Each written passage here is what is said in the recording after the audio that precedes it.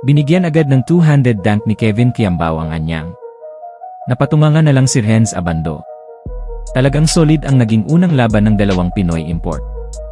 Sono SK Gunners kontra sa anyang Red Booster. Unang puntos ng Sono para sa first quarter mula yan sa pasa ni Kevin Quiambao. Sinagot naman yan agad ng anyang ng spin move sabay drop sa kakampi. Pero maagang sinimulan ng tres yan ng ating Pinoy import mula sa Sono na si Kevin Quiambao. Bahagyang nasiko pa si KQ plus mismatch pa sila ng local center ng anyang. Sinundan pa yan ng isang tres ng import ng anyang.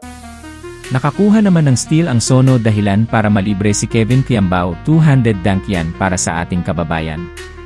2 minutes na lang ng first quarter nang ipasok si Renz Abando. Agad na nakakuha ng steal at nagpamalas ng bilis si Lakay. Assist agad yan para kay Kabayan. 16-24 pabor sa Sono. Pagpasok ng second quarter sunod-sunod ang pukol sa tres ng anyang, dahilan para maging tabla sa 24 ang laban. Isa namang aggressive drive sa paint ang ginawa ni KQ, grabe walang takot si Kevin Quiambao. Grabe ang IQ ni Lakay parang alam na niya ang dalaw ng Sono. Huling-huli ang bola kamuntikan pa sumablay ang kakampi niya mula sa pasa, buti na lang nasa likod ang import. Burado sa court, yan ang binigay ng import ng Sono sa isang layup ng anyang, napaflex pa ang import ng Sono. Nagtapos ang first half sa score na 34-34. Pagpasok ng second half, dito na lumamang ang anyang nawala na ng tuluyan sa momentum ang Sono. Wala ng 4 minutes, tuluyan nang natambakan na ang Sono SK Gunners. Buti na lang at agad na nakasagot ang import at local ng Sono, dahan-dahan nila na ibaba ang kalamangan.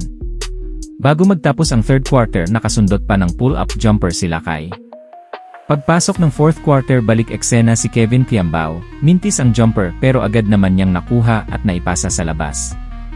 65-56, kayod kalabaw na ang kabayan natin na si Kevin Quiambao, isang jumper ang ginawa ni Quiambao baba sa 7 ang hinahabol. Naibaba na sana sa 4 ang kalamangan, yun na lang tuluyan nang nag-collapse ang depensa ng Sono. Nakabawi pa ng 3 si Kevin Quiambao, yun na lang hindi na kinaya ng oras. Panalo ang anyang Red Booster, 77-66.